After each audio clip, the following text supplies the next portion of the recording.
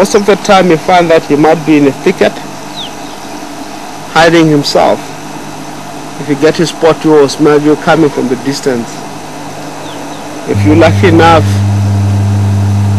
get to the tree and go up as soon as you can. It really is one of the animals that he really likes to protect themselves, more especially from human being, lion and the other thing that might be try to hunt him.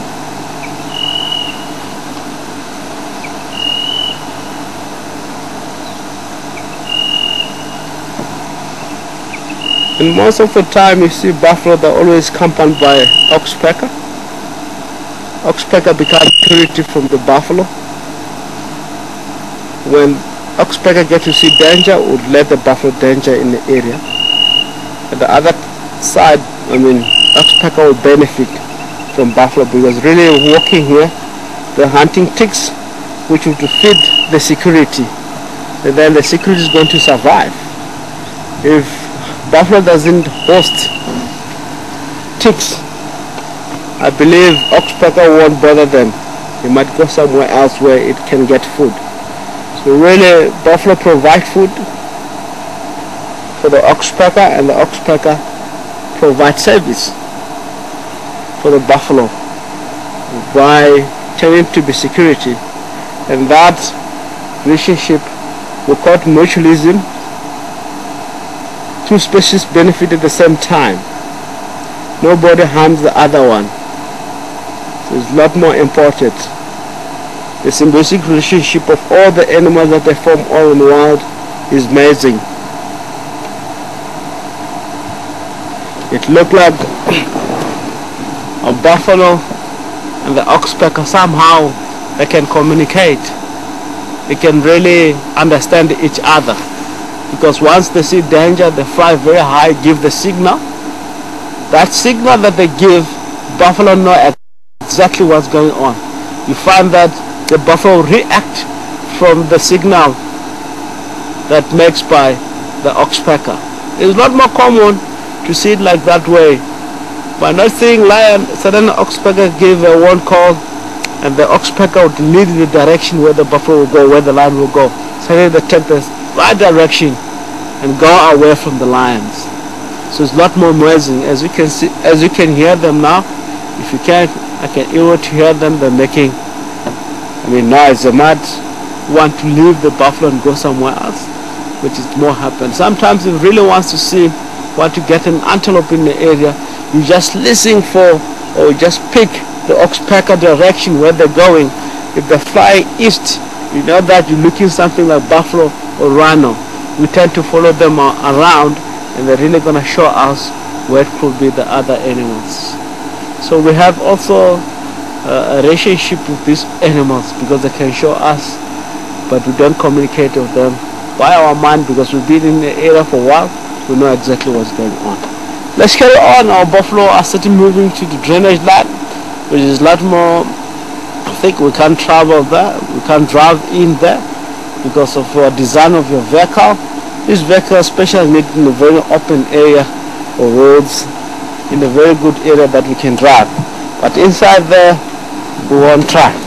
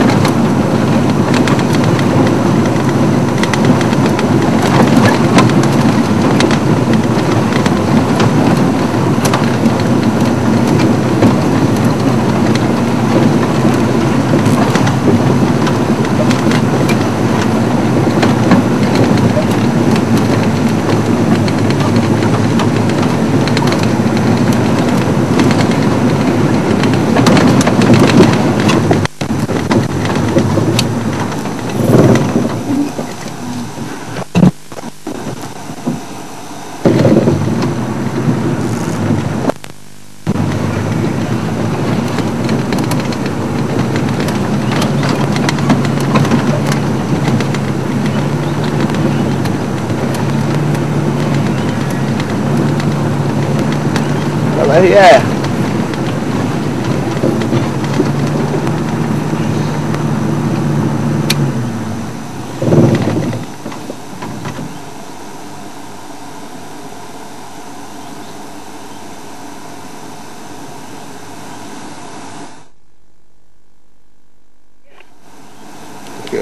Of them monogamous species, the short-tailed snake eagle, or you may call it what the farmer's name called Bateleur eagles. It's one of the beautiful eagles that you may find around here, with 3 to 4 colors that they have on the body. They got red, black, brown, and also they have sort of cream white sort of color. Even white, they have it underneath. When they fly, you can see that is how you can, sometimes if you really want to know them or you want to sex them, whether it's a male or female, you just check underneath when they're in flight. You can see they've got a black and white sort of for color underneath. Underneath is more white.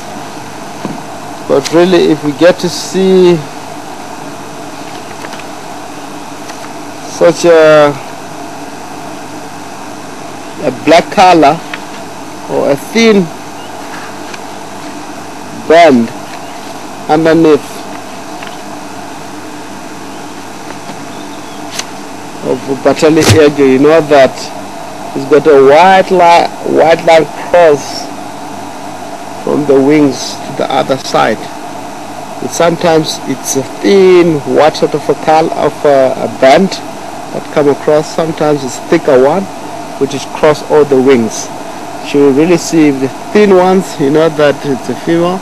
The thick one is a male. It's a lot more beautiful to see them while they're on flight. Find them male and the female, easy on that way.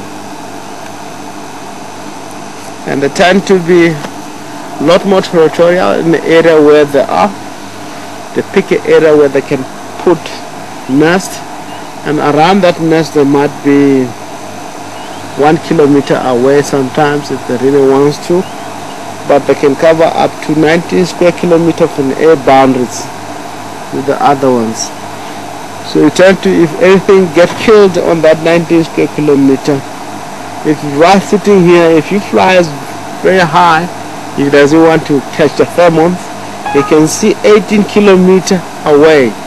So really can spot a dead carcass or activity of a hyena if they really eat something, or activity of lions. So sometimes they just go there without knowing the lion have made a kill. By seeing the activity, you start to circle there and check whether it's a meat or not. If there's no meat, you keep on going.